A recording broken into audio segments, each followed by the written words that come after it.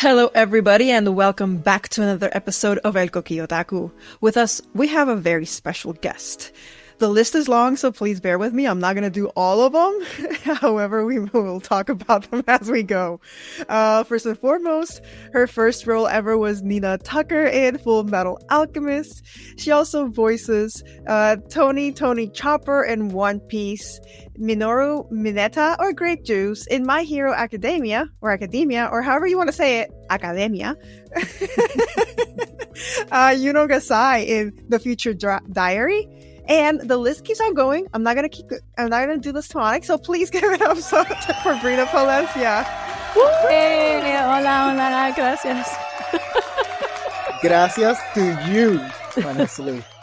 It's such an honor to have a voice actor for huge career like you. Like, let me start saying thank you also to Giovannie Cruz, one of our latest voice actor guests, that when we're talking about, she mentioned how important Brina was on Giovanni's career, how Brina gave that help to jump into the anime voice acting. And after recording with Giovannie, talking in backstage, she's like, oh yeah, I can mention to Brina. And I was like, yeah, that's not way Brina could happen. And suddenly Brina, I sent an email to Brina. Giovanni like, send an email to Brina. I will do it, but I don't think so. Brina is super important and busy. And suddenly Brina responds, let's do it. And I'm like, oh God, guys, we have an emergency. It's happening. It's not a drill. It's happening for real. It's because you said Giovanni. Si dices Giovanni, yo sé que tú que eres real. Like, yeah, I know you're legit, you know? No, thank you so much. Let's start because the career is the agenda is huge. I don't know how we're going to do this today. Let's start with one of the characters that not often they invite you for this to the convention, but very well known for everybody in anime conventions. Talking about the lovely and never forgotten Nina Tucker from Full Metal Alchemist. When we speak about this character, Brina, how often people ask you about this character on conventions? Honestly, a lot. Ella fue la primer personaje que yo hice. Is that right? Yeah. Quiero practicar mi español más. But Spanglish, yeah, Spanglish, totally. Sí, ella fue lo primer personaje que yo hice. And I had been doing really tiny parts before them for like 2 years. I was doing Walla. Walla is like background chatter. Yeah, like background chatter. Like you get a group of people in the booth and everyone's like, how much are those apples? So I had been doing that for like 2 years antes, and then they cast me in that role. Pero yo no sabía que ella solo tenía 2 episodios. But were they so memorable? Yeah, yo creía que ella es una like lead. I thought she was like a lead character, and so whenever she became the Chimera, I was really sad. I was like, so no voy a regresar. Okay. How old were you when you did the voice of Nina? I was like, I had to have been 20. I think I was 20. Okay. Yeah. But you were young back here. Yeah.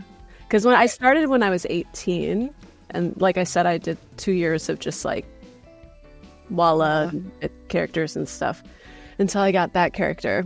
And but it was through that character that I got to work with Colleen Klinkenbeard, and she's actually a big reason why my career exists, because for whatever reason she really loved me and just kind of took me under her wing after that, and she cast me in Moon Phase, and then she eventually hired me as a director, and then pretty much all of my career is because of her just liking me and giving me different opportunities. Colleen Klinkenbeard. I always surprised. There's a pattern at this point in our podcast that there's always a person important of each individual career. And I always wonder, like, how do you find this figure that will take you? I mean, I have to admit, I also have my figures on my career that, thanks to them, I'm where I am. But how do you find these people, or how do you make yourself available to find the right person? Yeah, you have to be ready for the opportunity to strike, because you can't control when it's going to strike.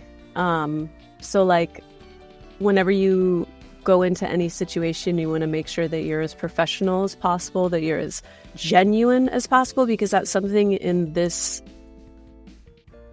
field that, like, in the entertainment world in general, I think it's hard to come across people who are actually genuinely interested in you as a person. So like, I think when you're a genuine, kind person and you're just sort of like real, it sticks out and you get noticed a little bit more, I think. At least that's been my trajectory. I think there are other ways that you can get noticed, you know, if you're just like super funny or whatever, I don't know. But for me, I think it was just the fact that I was really genuine. I know that's why Colleen liked me initially. And so I think that's why she wanted to try to help me, because she thought I was a nice person. I feel like we jump straight from intro to professional advice for those voice actors. And before we move to the next point, so being genuine. As a person, sorry, the English is hitting me already. As a person in the professional environment, how do you balance that part of being who you are, but maintaining the professional line, not keeping the professionalism, but being yourself? Because I know people that they don't know how to balance that of being who you really are and bringing personal situation that shouldn't bring to work life, or aspect that shouldn't bring. Right. I think the thing is that you have to be there to work. You know, it's not time to play or try. You know what I mean? Like you gotta be able to read the room. There are moments where you can kind of offer personal things about yourself or whatever, but you're there to make something, and you're all there to create something together. And for me, that's something that's really fun to do, and it's something that I'm really passionate about. So I've never had issue with being genuine in those moments, just because, I mean, acting in general, you know, I've heard people describe acting as a form of lying. It's like you're really good at lying, but I don't think that's true. I think acting is being able to tell the truth. You just have to believe in fake circumstances.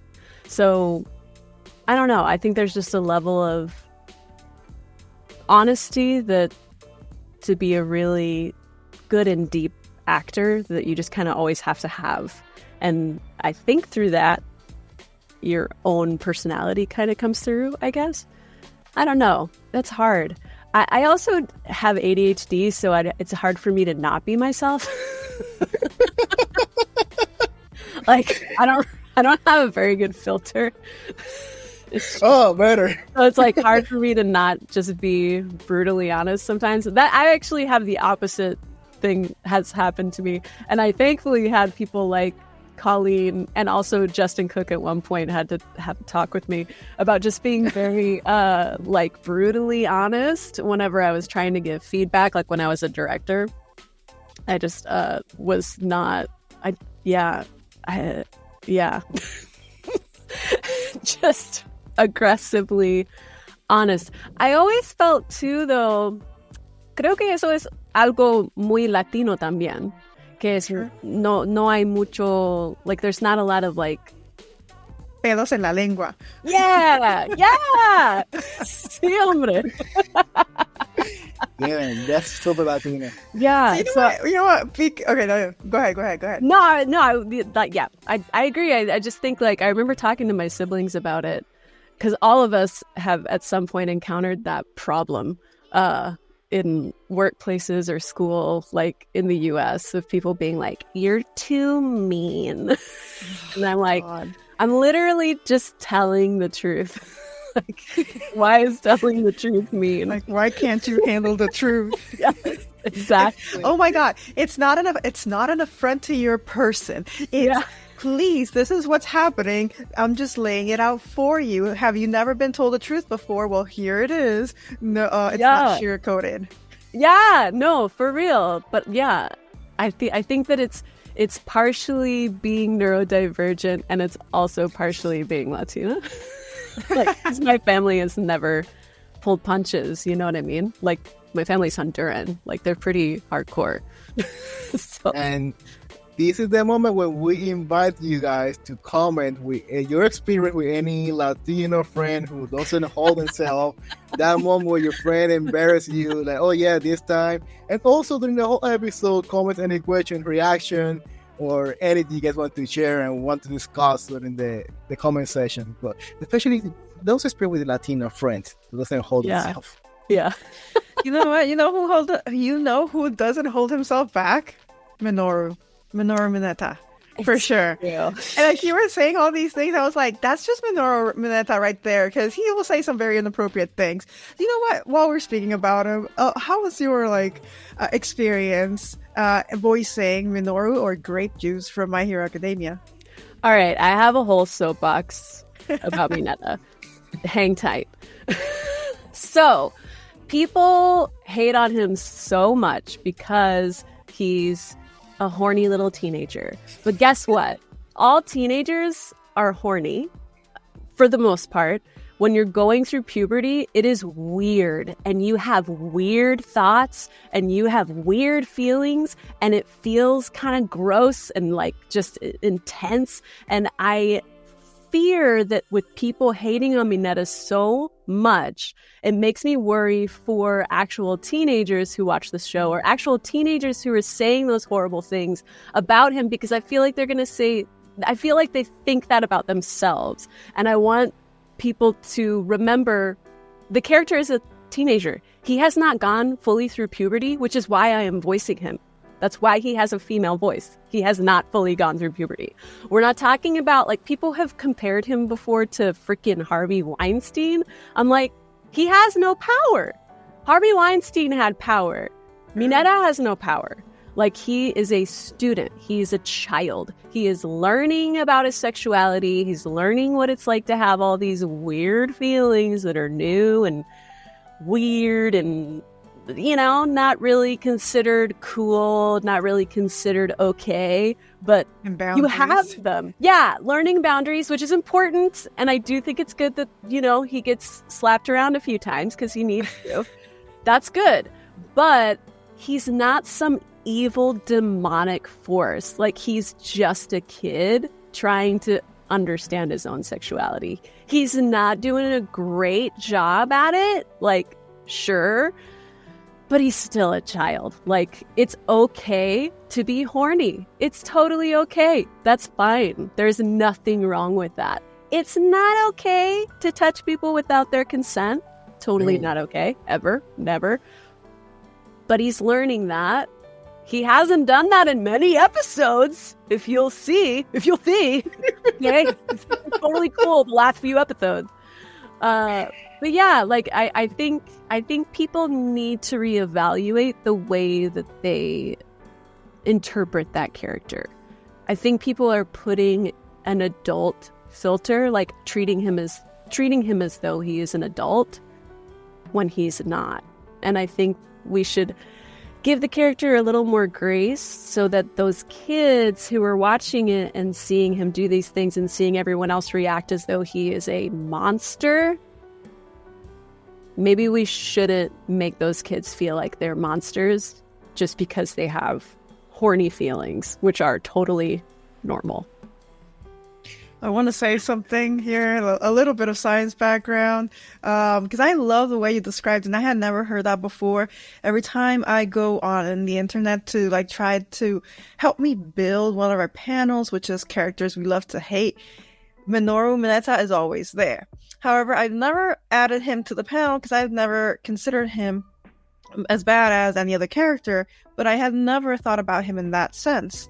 The thing is, he is learning boundaries, he just needs some guidance. One thing to note is that the frontal lobe that houses our personality in the brain, as well as how we think, does not finish developing until we are 25 to 26. So it's the last lobe to actually develop and mature. Therefore, yes, I understand the giving them some grace. And no, kids or teenagers are not small adults because they are still developing and learning. Yes. Preach. That exactly. Yes. Thank you. But this is, let me draw this point. This is what I call the other side of the room, or the box, or the fighting ring, because I always say, because a group is louder doesn't represent majority most of the time, and hate group, they tend to be very loud to represent amount, the majority, when that I'm very careful always, especially social media, that louder people doesn't mean more a lot of people. My case, I didn't know about this hate about Minoru Mineta. Really? I like this character. For me, this is the first time I'm hearing this going on. That makes me feel better. That's good to know. For real, Kiara and I, when we prepared those panels for the conventions, she would say, "Oh, it's on the list, Mineta," and I'm always like, "What's wrong with people? I'm nothing better to do, so just keep moving forward." Because in my mind, I don't see nothing wrong against the character. We're not talking about Nina's father, right? We're not speaking about all for one. We're not talking about mating a beast. We're not talking about Mami Chan from Red the Girlfriend, Toxic. When I compare this guy, this not even game. It's not in the box because he's silly. He's a little bit tonto.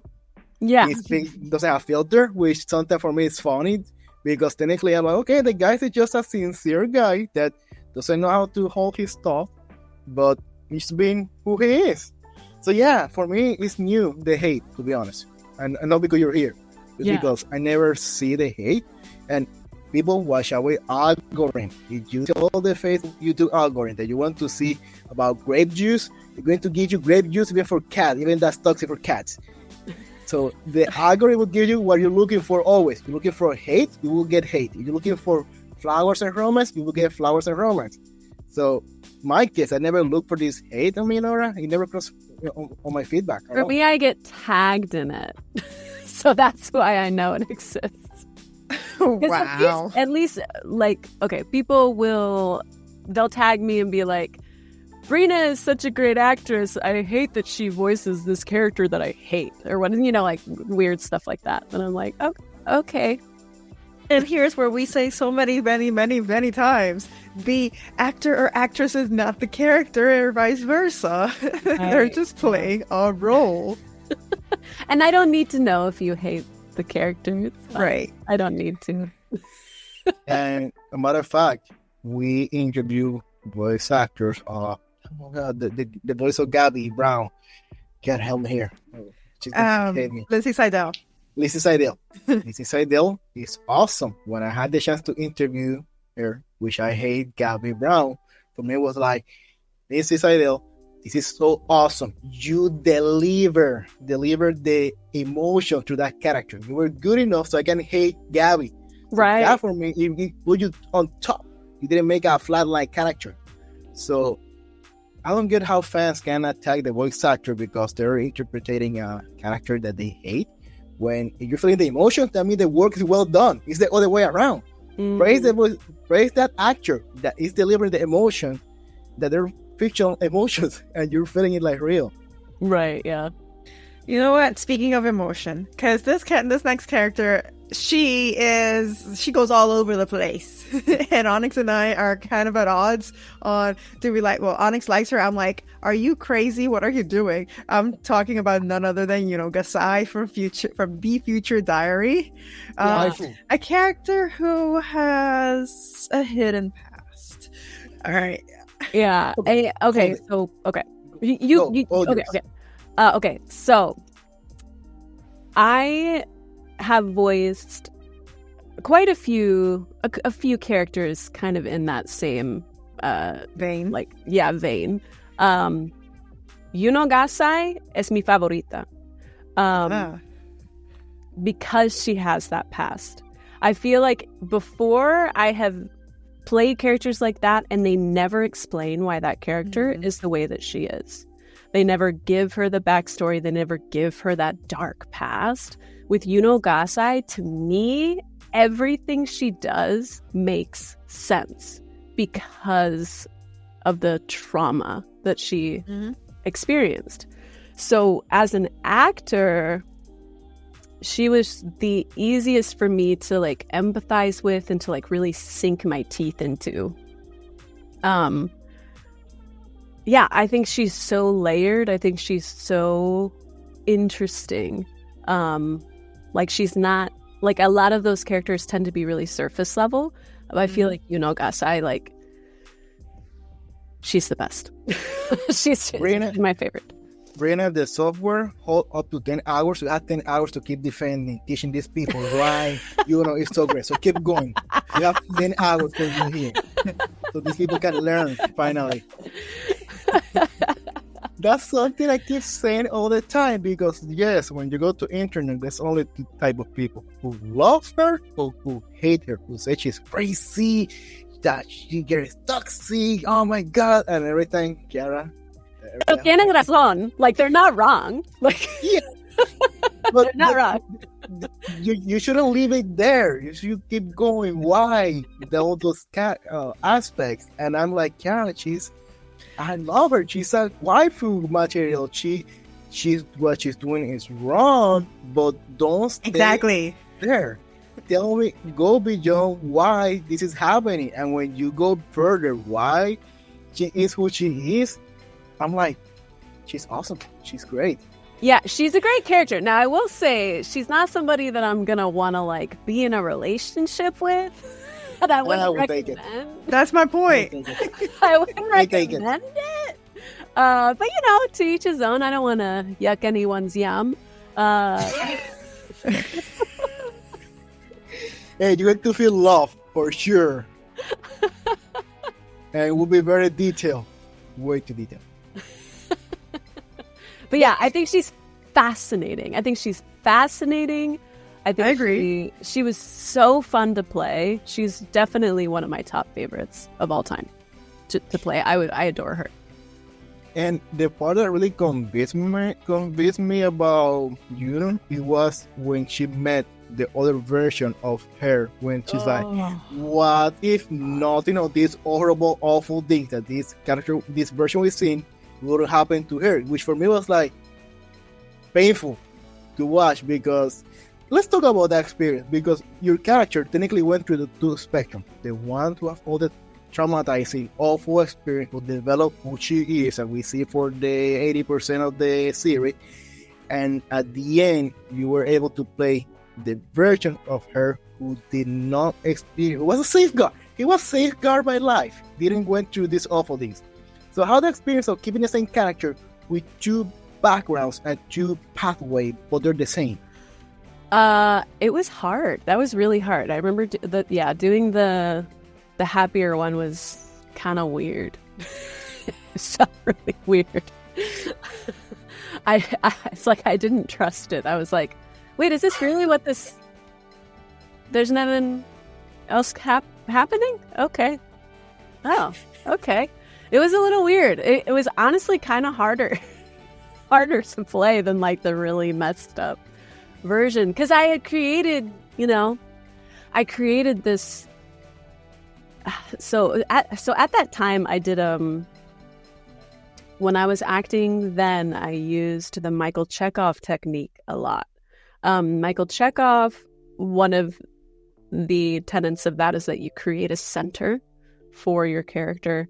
So the center doesn't have to be in the center of your body. It can be like kind of off kilter to like make the character off kilter, which was true for Yuno. I don't remember all the details of her center. I do remember it being kind of off, and but it was like, you think of like what the texture is, what it's made out of, what it feels like, what it like. You come up with all the physical things about it, and then you just kind of you imagine you put it in your body wherever you want the center to be.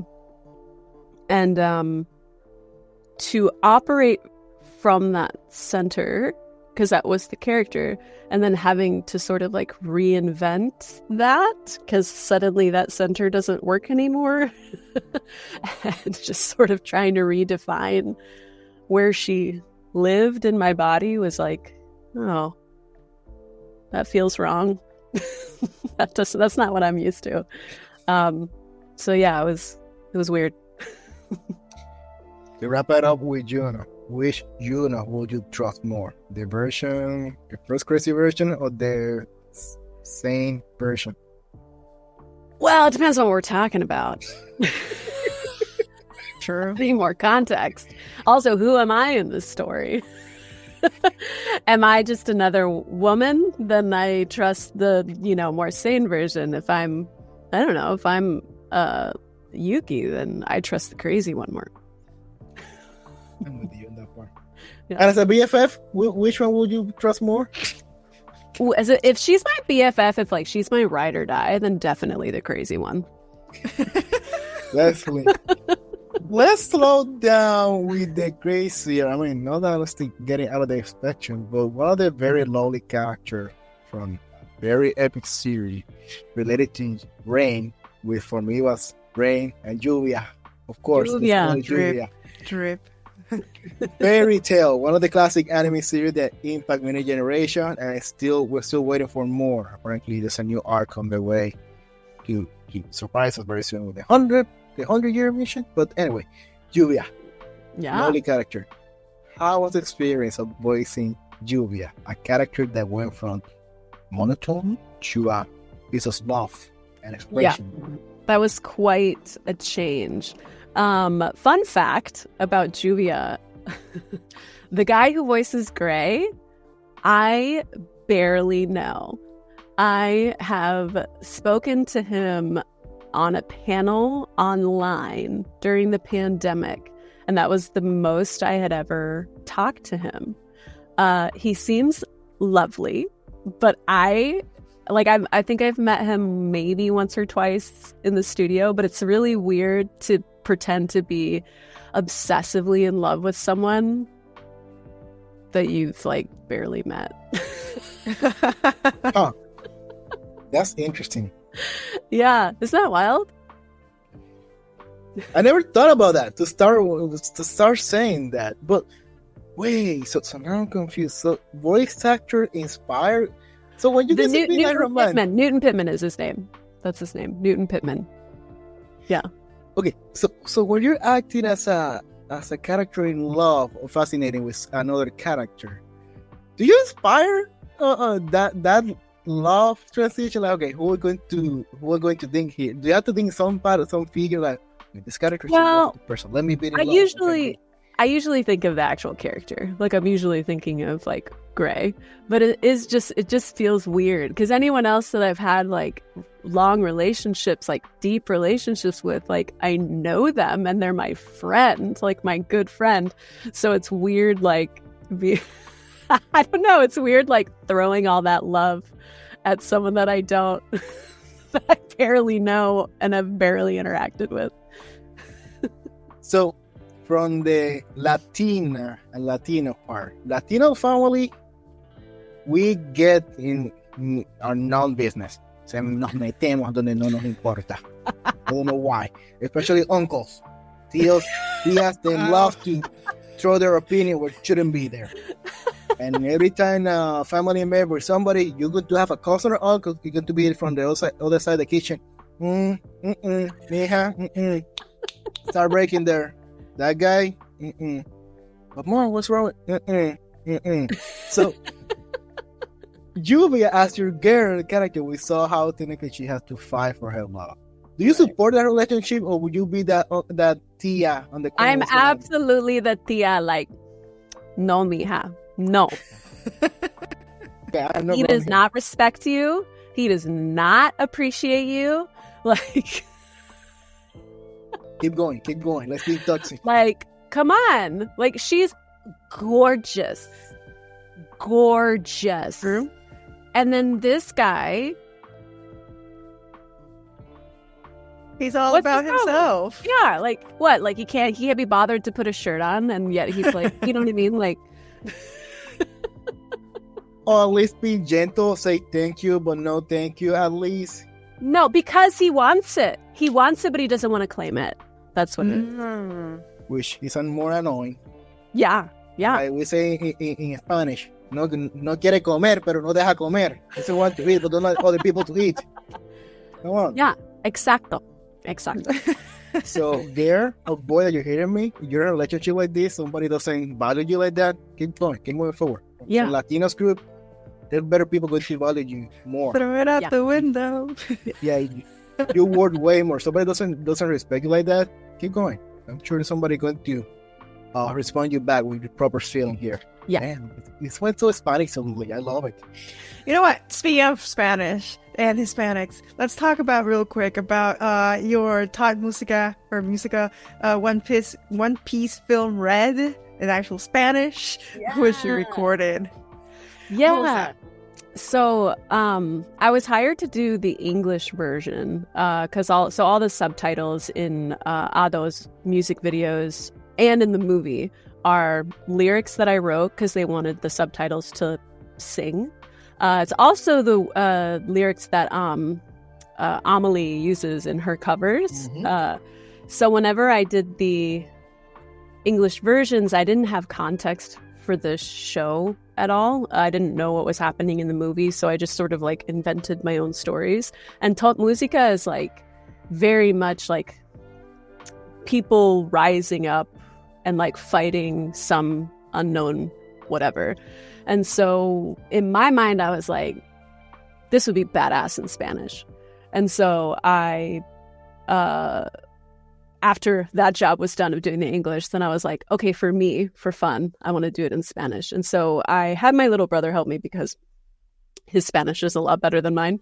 But yeah, worked pretty hard on it. And it was a very hard song to sing. It's very hard to sing, but very fun to sing. But yeah, it's on YouTube, it's on Spotify, it's like streaming on all the platforms. But yeah, it's one of my favorite covers I've ever done. I haven't done that many, but that's one of my favorites for sure. And For me, it's kind of surprising hearing this because also we're starting this journey in the movies and the podcast, anime podcast for Puerto Rico, and we by accident we end up having support from North America and Central America, South America too. It's hard. It's kind of shocking when we find voice actors that can be fluent in both language, to the level of singing and acting. Again, Giovannie, one of the few that had done it with both language. Giovannie puede cantar como un ángel. Did you guys know that? She's an opera, yeah. Incredible singer. Yeah, we went to music school together. That's how we met. That's so cool. All right. Yeah. Oh, wow. Let's talk about that because we want to hear now the other side of the story. We heard Giovanni's story. Let's hear Brina. Yeah, so I'm one of the few people that actually met Giovannie when she had stage fright. She was like, I think she was a freshman when I met her, and I was like, I think I was a junior or a senior. And I remember being so surprised because she was so scared of singing on stage, but she was incredible. And I was like, girl, like, what are you worried about? You sound amazing. But like, yeah, I always thought she was so so talented. And I remember lamenting with her about we went to some competition and we both sang Italian arias, and she pointed out the fact, she was like, oh, you notice how like the judges always like to tell us that because we're Latina, that our Italian pronunciation is too Spanish. When it's like, okay. When it's like, I bet you if we didn't have Spanish last names, they wouldn't be saying that. And I was like, you're right. You're totally right. But like, yeah, I don't know. I just really bonded with her. And then whenever I started music directing stuff at Funimation before it turned into Crunchyroll, I was constantly just like trying to bring her in to sing anything that I could get her to sing. And then I kept like just pitching her as like an actor to all of the directors and stuff, just because I thought and still think she's incredibly talented. She's gorgeous. She's brilliant. Like, she's gorgeous inside and out. Like, she's still badass. She's so badass. So yeah. I love this. Women uplifting women. I love this, honestly. Yeah, no, she's fantastic. I adore her. Any way I can promote her, always. She's the best. Which that's why we need to be surrounded by the right people. So always learn how to choose the people who surround you. Those who you help them and they help you back. Yeah. And if somebody haven't helped you yet, help them to move forward, because you never know how life is. And that person who you helped 20 years ago will be the one to rescue you. Yeah, dude, exactly. Yes. And I also, it's just really important to me because I feel like I've been really, I feel like I'm really privileged in the sense that I'm very white passing. And so I always feel it's just important to me to try to uplift as many like Latin voices as possible, because I am in a position of power and I'm in a position where I have the ability to do that. And I don't know. It always speaks to me anytime anyone that I come across who is Latino, Latina, Latinx, like, I'm just like, anything I can do to help you, like, I'm here, please. That's a life of advice. Quick parenthesis. This happened to me when I moved from Puerto Rico to where we're living, East Coast. I came only with 2 luggage in hand. Nobody, no family, nobody here. And the first person to help me like ridiculous, like a family member. And I was like, oh my God, do I need to pay you to do something? And they're like, no, hell no. Just pay it back, pay it forward. And I'm like, pay it forward? Help somebody else going to need you. And our life placed me like random 5 people, which I can find, and they help me like that. And then with that philosophy, which I thought was just like one of those commercial ads, like, to pay it forward. Like, it's not like an ABC family thing. Must be blah blah. But then I started like helping people just for helping them, random people, and then life surprised you. So you help people just for good faith, and life will place people that will help you for good faith. Just because, honestly, I don't know how to explain that phenomenon. It just feels good. It feels good to help people. It just does. Because it's right. It's what you should do, you know? Like, it's like what we're on Earth to do is to help each other. That's how we make the species continue. Like, definitely. The good people continue. But speaking about species and surviving and being good, sometimes way too good, one of the characters that I was surprised that you were the voice of Rei Ayanami in Evangelion. Yes, just in the movies. Just in the movies. Yeah. But you know what? Let's talk about that for those who don't understand that, because you said just in the movies, but the movies is the latest one. I mean, it is what it. Background story here. Story time. Evangelion is a series that has last many years. So the first sequels, that one is on Netflix. You can find it. You need to see the difference from the animation from the early 2090s. I think it's the 90s, yeah, because it was before. I think it was 95. Which, again, you get to notice how anime was back then. After finishing those 13, I think, that series episode was a pause. Edwin was the right person to talk about this. Then, years later, it was retaken to continue the story with the movies, which many people thought was a remake. People were confused what's going on, those who didn't read the anime, and those find out later that it is like a second cycle repeating. So that gap between the first generation and the movies, which continue the story until Prime had the ownership of 3 years ago, the last movie, we're talking about almost 2 generations or 3 generations. I think 2 generations of voice actors, right? Yeah, there's a lot of Reis. Like, I think there's 3. I think there's 3 of us, but I'm really confused as far as like what is out and what has been dubbed, because I heard that maybe I think the last movie, we did not do the latest movie, so I think there's someone else. I don't know if they ended up using one of the three, like one of the other two, or if they used a whole new one. I don't know. So I think, as far as I know, I think there's only 3 Reis. I mean, and the Japanese one, obviously. I'm talking 3 in English. But like, I'm not 100% sure.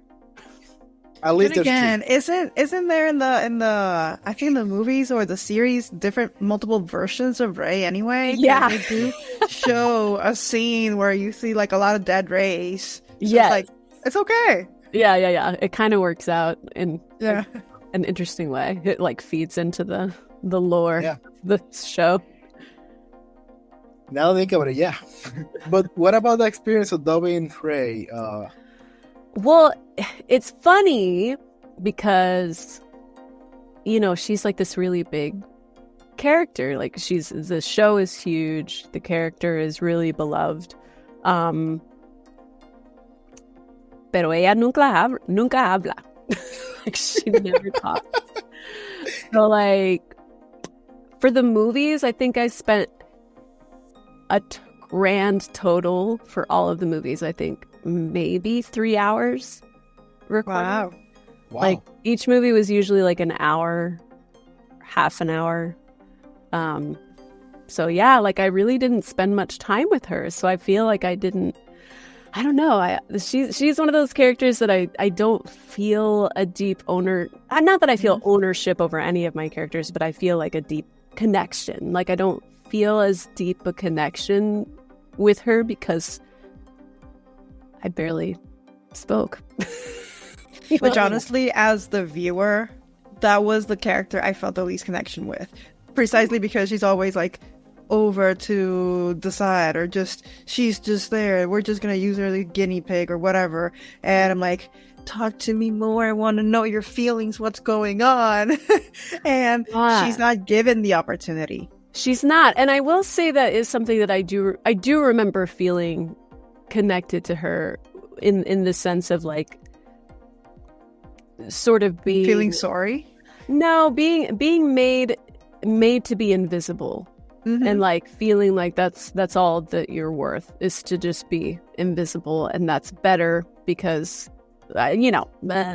childhood trauma, whatever, for whatever reason, that was like in my brain of like, it's better to be invisible than to be visible, because if I'm visible, I'm a burden. And so like I remember sort of feeling that, and I do get defensive whenever people say that Rei doesn't have any emotions, because I think that's bullshit.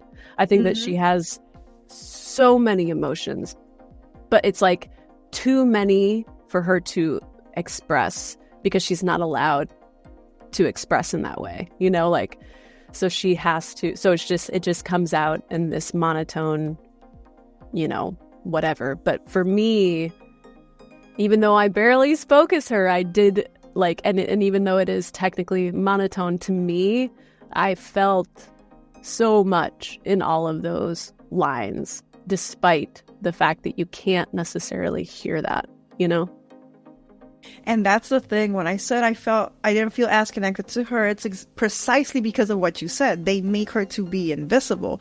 So they do achieve that of, she's just let's relegate her to the background so that we don't care too much about her. And it's like, no, but can you show me this? Because every time she's on screen, she's hurt. And it's like, why is she hurt? Why are you making her be hurt? Right, Like, she's mysterious. Like, you want Right. to know more about her. Yeah. Yeah. By the way, we have a team member, Edwin, that he's not with us today here. He can spend 10 hours speaking about Evangelion theory. That guy saw the series like over 15 times at this point in his life. Wow. He sees Evangelion as a religion at this point. So, but There's a lot of people like that. I've heard that some people have made it their like their dissertation in college. wow. Yeah. I think that He'd might enjoy be- that. He'd enjoy that. I feel like getting out of script here. I just realized one character that I would like not to let it behind.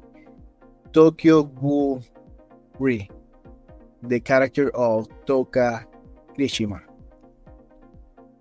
You remember the character? Of course. Yes. Yeah. That's another character which, again, I feel like that series have a lot of people criticizing, but the people who love it, we just stay in the corner quiet, enjoying it, happy in life. So, what experience of having that role of Touka?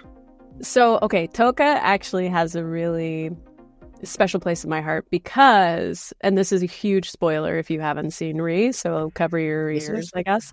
I know. I still feel the need.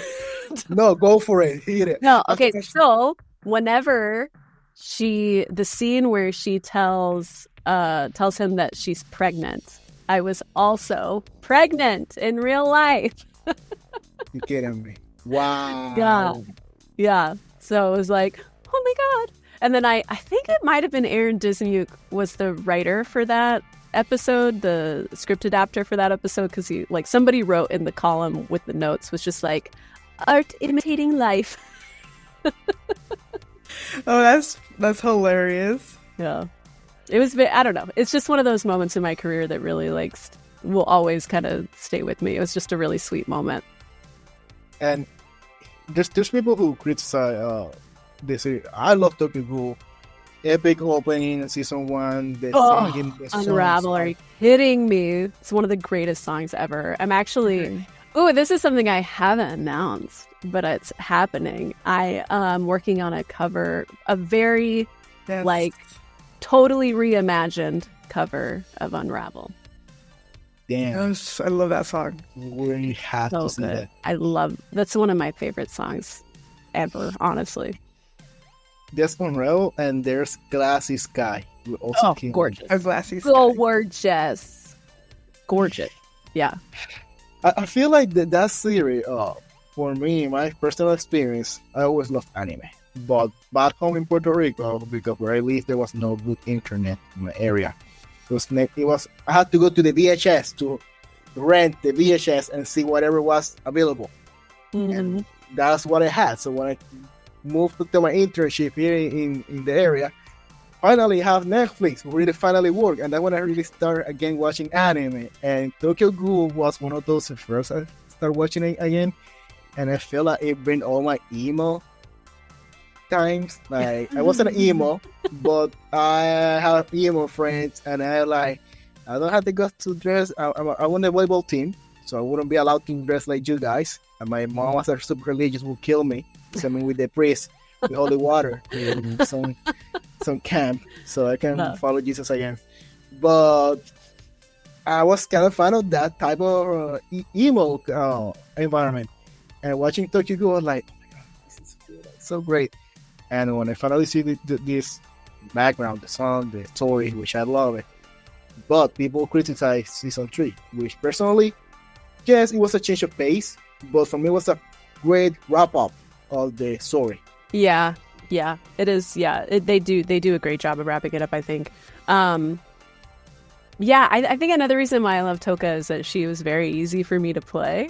I remember watching. Mike McFarlane was the director for that, and he had given me like a DVD of the first couple of episodes to get the vibe of it before I recorded. And so I was watching it at home, and my husband knew I was playing a character in whatever I was watching, but I hadn't told him who it was. And he just kind of stood there and he watched for maybe a minute, and he was like, "You the purple hair?" And I was like, "Yeah." He's like, "Yeah, that makes sense." How he found you? That you were the purple? Because it's just the vibe. I have a Touka vibe. So let's leave it over there. What? Let's start with your career, because I feel like leaving behind. Oh, I don't think we didn't talk about 2020 Chopper, did we? No, we have not talked about 2020 Chopper. I feel like Chopper's the big one. We were like Chopper or Puar or Young Broly from Chopper's way bigger. All right. No, I was going to speak about your career, Brina. How do you end up in the voice acting? Because let's go over there first. Because you have a big career. Anime, like big list. There's no way I can go through the whole list. But you're kind of young in the in a voice acting nuclear top of the world.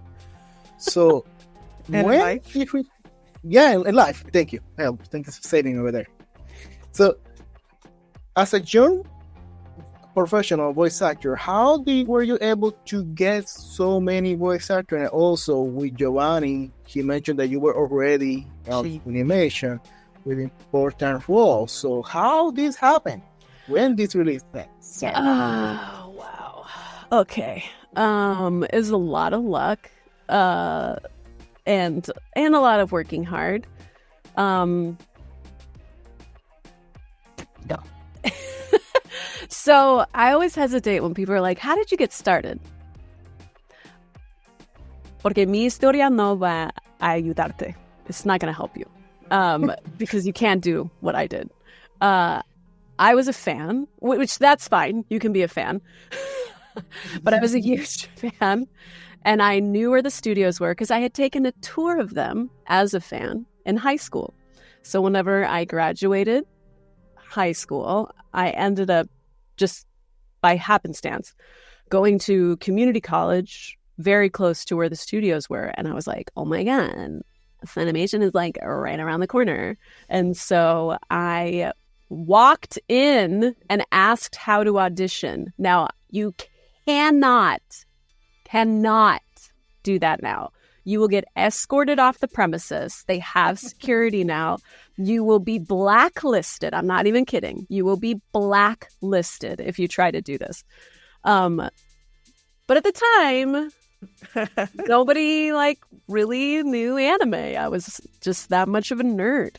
And so I remember walking into an area. It was like the door that I opened was like all cubicles.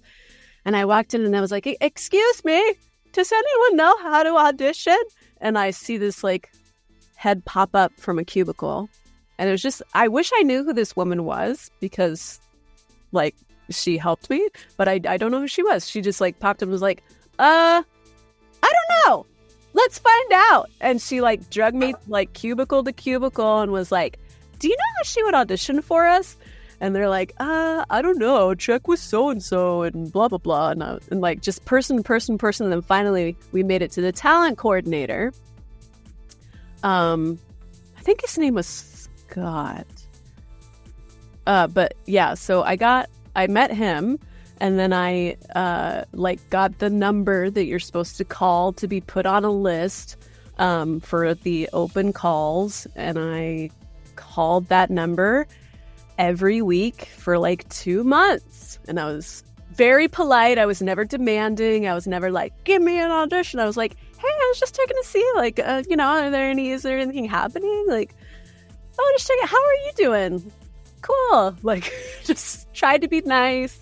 But always asking for the audition. And then eventually I got an open call for Case Closed. And I didn't get cast. But I did get a call back for Conan Edogawa. Did not get it. But Mike McFarland, the aforementioned Mike McFarland, director of Tokyo Ghoul, he was like, oh, you're good though. You should do some Walla. And so he kind of got my name around to the other directors and stuff. And that's how I started doing Walla. And then he and Colleen Klinkenbeard were the ones casting for Full Metal Alchemist. And they cast me as Anina. Colleen was the one who directed me. And then Colleen took me under her wing. But honestly, particularly Mike McFarland and Colleen Klinkenbeard, I think they were probably the most helpful. But also, there's so many people that are helpful. Another person, Sunny Strait, who plays Usopp in One Piece and Krillin in Dragon Ball Z. So he, I auditioned for him one time, sort of in that 2-year span where I was like, I suck at this. I was like, I'm never getting cast. You know what? This should probably be my last audition and I need to stop wasting my time if I don't get anything in this show. And then I remember I auditioned for him and then he pulled me aside afterward and he said, hey, I'm not casting this, so I don't know if you're going to get cast. But I want to let you know you're really good at this, so you should keep going. And I was like, oh, thanks. And I didn't get cast in that, but had he not pulled me aside and said, hey, keep going, I wouldn't have. I was ready to throw in the towel, but because he was like, even if you don't get cast in this, you need to keep going. That's why I kept going. And I think it was not long after that I got Nina Tucker. And then everything just kind of like built on itself. But yeah. So connecting episodes here. So when you met Giovanni Cruz, how big were you already on Funimation? I mean, not very. When we first met, not very. I think I had. Well, I had some roles. By then. I had done Nina Tucker. I think I had done like Negima, maybe Beck, Mongolian Chop Squad. So I'd had a few roles under my belt, but it wasn't until, because she and I stayed in touch after college. And so it wasn't until I started music directing, that was like later on down the line, that I was like, Giovanni. I'm in shock here. Guys, don't do what Brina did, please. Do you want to have a serious career? Don't do it. Blacklisted. Yeah. And not only voice acting, any profession to this day, on my profession, don't do it, please. For your own good. But Kiara, help me here. You can recall the name. One time we were in a convention, Otakon 2022, and there's this Lisa director of anime making, which his story was similar to yours. I think his name was like Uncle something. When he was Uncle something, because his dad was a military station in Japan, and he had to move with him. And one day he with his siblings watching an anime, and at the end of the anime they show like the sign, the picture, the signature of the studio. And when he sees the signature, he's like, "Oh yeah, I know that place." And they were all like, "What?" And they're like, "Yeah, we know that place." And they're like, "No way!" And they decided to take a train in Japan, English speaker, no Japanese speaker. When walking to the studio, they're like, "Yeah, it's in that corner." And they're like, "How do you see this corner?" "Oh, because I take the train and always see a mirror on that corner, and that mirror reflects that studio. So that's tiny mirror. I saw the studio." So they, as kids, teenagers, which I saw in a magazine, and because of the reflection, literally because of the reflection of a picture in a magazine about that person was able to pinpoint where the studio was. Oh my god! Wow. It get worse, Brina. They walk into the studio and they're like, "Oh my god, so this is the studio," and they're like kids in the studio. Suddenly, one of the other workers, he's like, "Wait, there's kids in the studio?" And they're like, "Well, hold it. Okay, why are you guys here?" I'm like, "Oh no, because we want to see the studio." And the CEO was over there, but he heard them speaking English, and the CEO was like, "Hey, I see these American kids. I don't speak English, and they're speaking slang English." So they're like, "Let's do something, kids. You guys were here, right? This is supposed to be here. And we're going to remove the picture on the signature from now on the studio. Can you teach us to speak English?" So they were like slang English teacher of the CEO of that studio. And one day he is on the house of the CEO, and the CEO left by accident one animation he was doing. So he grabbed a piece of paper and started drawing the same animation, just copying it. And suddenly he finished the drawing as a kid, go home, and he got a call to the mom's house, and they're like, "Hey, they're calling for you." He go to the office, and they're like super angry, like, "What's going on?" And like, "Oh my god, what happened here?" And he see the CEO kind of serious, all the directors seeing, and they're like, "You draw this?" And they're like, "Yeah." And he was like, "Oh my god, I thought going to ask me to grab a sword and kill myself. Like, what I keep saying was." Like, they scared the kid, and he was about to cry, and they're like, "Don't worry. Oh, we're messing with you." That was amazing. From now on, you're my student. And that's how American director, can't recall his name now, hopefully I can find it later. He become a famous animation director in a studio in Japan. Wow. But again, this is back then in the 80s. Yeah. Where there was no security, there was no to say this kind of Todo happens. es diferente. Yeah. So I hear your story and I'm like, holy cow, this is the second time I hear a wild story like this. Yeah. So really, I can make that story. You can go to any convention and make a panel just about that. How you should not, what I did that should not do. Yeah.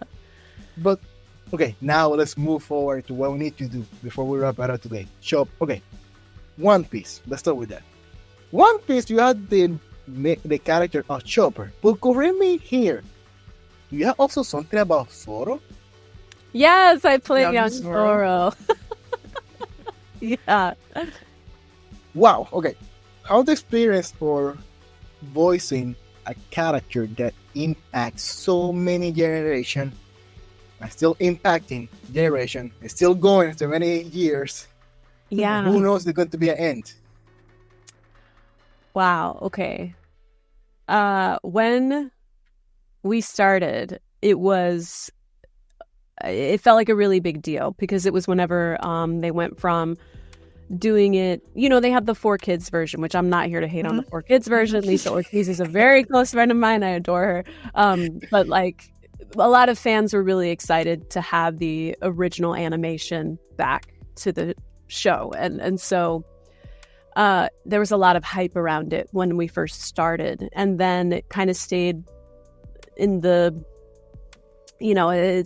limelight for a little while, and then it just kind of took a back seat to like a lot of other anime, and we just kept chugging along like just kind of like, okay, like there were years where we were like, are we still doing this? And then it would eventually come back and we're like, yay.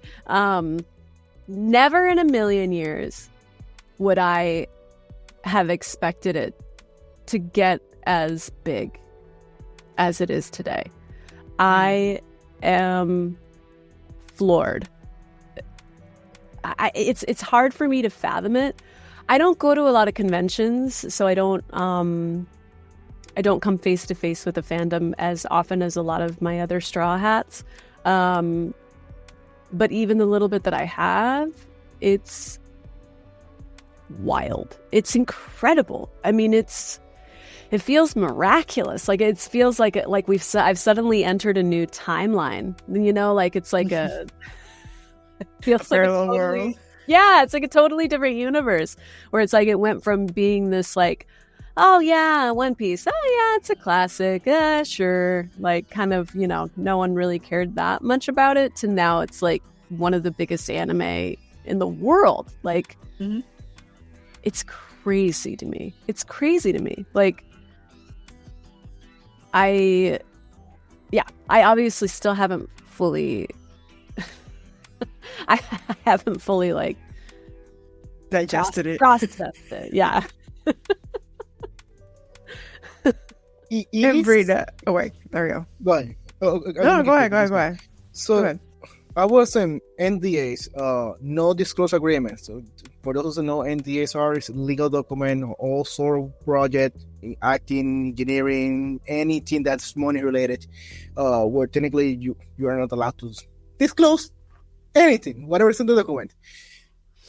It is safe to assume that the character of Chopper, one of those projects where the NDA's power keep getting more flexible just because how long it keep going and we get to the point that there's any like does NDAs still apply to this character or I don't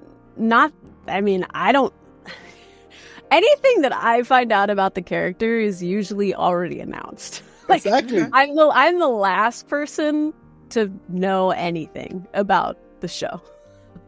Okay, perfect. That's where I was going because for me, like, how NDA can exist at this point when the anime keep going, the hype is way too high, the demand gets still high, and the moment they drop something new, poof, it's everywhere. So, yeah. Oh no, I was just gonna say, like, to wrap it up, Brina, because it's been such a fun episode. Are there any words of advice for those considering to join the voice acting world? Yeah, be an actor first.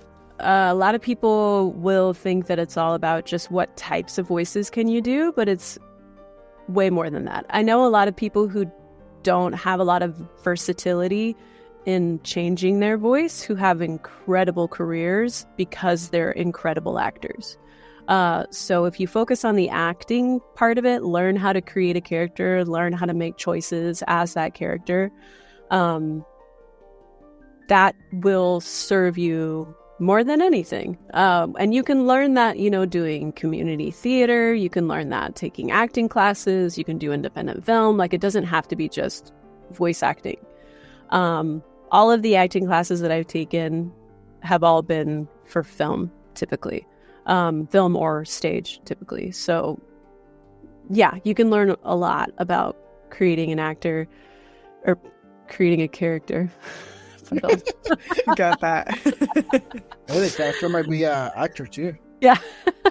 Yeah, you can learn a lot about that in all forms of acting, not just voice acting. I find that sometimes the voice acting classes that are offered tend to focus more on the technical aspect, which is super important. Mic placement and all that is super important. But I think first, your foundation should be how to create a character. Let me flex a little bit on your response there. So for those, you said being an actor first, but Hispanic families, they're trying to be kind of harsh with kids when they say, hey, I want to be an actor. Well, the classic dad answer, perfect, but you need to study something serious first. So they don't consider acting as a career. You say you're going to be an actor in a Hispanic family, you're going to die of hunger. How can they fight back as an individual that the family doesn't know yet that acting is a career? Well, I mean, you can get that other degree. You know what I mean? You can get, if you got a business degree, people who study business and then go into voice acting, actually, it's a pretty good combo. Because a lot of acting and voice acting is being able to sell yourself. You're the product. So if you know how to sell things, like if you get like a marketing degree or a business degree, it'll help you in your career. So if you want to just because I know how intense Latino families can be. I was really lucky that I have artists as parents. So they were very hands off, kind of yeah, you can do whatever you want. But I know how it can be. My grandparents were a little more worried, but reticent about it. Yeah. But you can play both sides is kind of what I'm saying. And also, especially with voice acting, there's not really, you don't have to worry as much about age, Mm-hmm. So don't feel yeah, I started when I was 18, but I know plenty of people who started way later. I know people who didn't get their start until they were well past college. I know people who didn't get their start till they were in their 30s. I know old, much, much older actors, in their 60s, who that's when they really started voice acting and they only did stage stuff before then. So there's not a time limit on it. Don't feel like you need to be rushed. So if you want to keep peace con tu familia, porque eso es muy importante, get the business degree. Who cares? It'll help you. Get the business degree if you can handle it. Don't get me wrong. I don't know that I could have gotten a business degree. My brain doesn't work like that. But if you can handle it, just do it. It'll help you. If you can't, then, it's just a matter of just saying I love you, but this is what I want to do,